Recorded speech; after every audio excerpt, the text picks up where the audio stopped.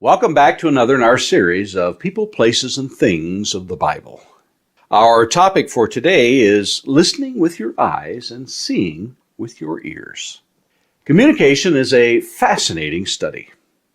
Communication is universal, even though it may involve very different aspects from one culture to another. Sociologists, scientists, linguists, and others study the intricacies of language. For our brief time and consideration, we'll simply concentrate on talking and listening. Talking is much more than simply words coming out of our mouth. Listening is much more than hearing. How about the visual aspect of communication? Now let's throw in the heart for good measure and consider our attitude in listening and speaking. The more we are aware of this, the greater our ability to be good communicators. But do we really have to be a student of these technical aspects of speech to be competent? Consider what Jesus said in Matthew chapter 13, verses 14 and 15. Indeed, in their case, the prophecy of Isaiah is fulfilled that says, "You will indeed hear, but never understand. You will indeed see, but never perceive. For this people's heart has grown dull, and with their ears they can barely hear. And their eyes they have closed, lest they should see with their eyes, and hear with their ears, and understand with their heart, and turn, and I would heal them." When you think about it, all four of those aspects of communication are addressed by Jesus. He spoke the word, yet the people could not see, nor hear, nor accept in their hearts. How are these connected? What is their relationship? How do we make sure we are truly hearing? This is not something peculiar to the time of Christ.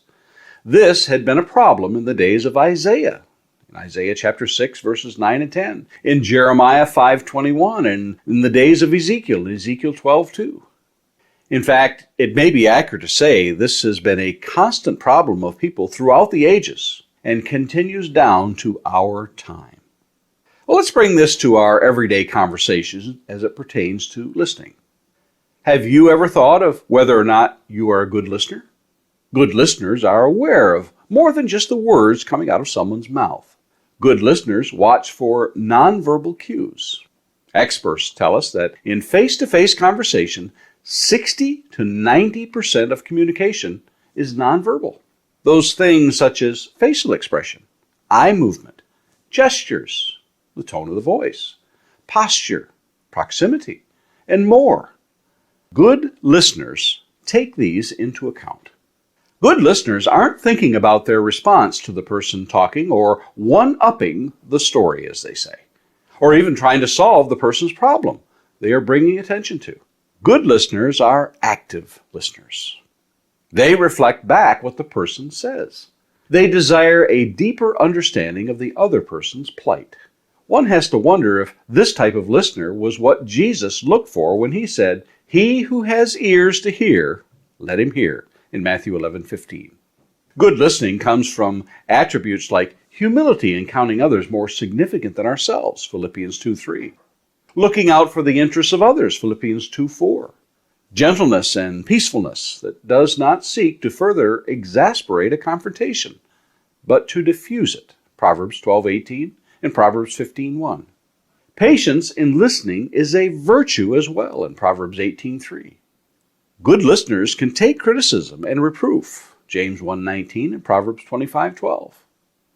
As you can see, good listening comes ultimately from a heart that cultivates and grows spiritually these fruits of the Spirit.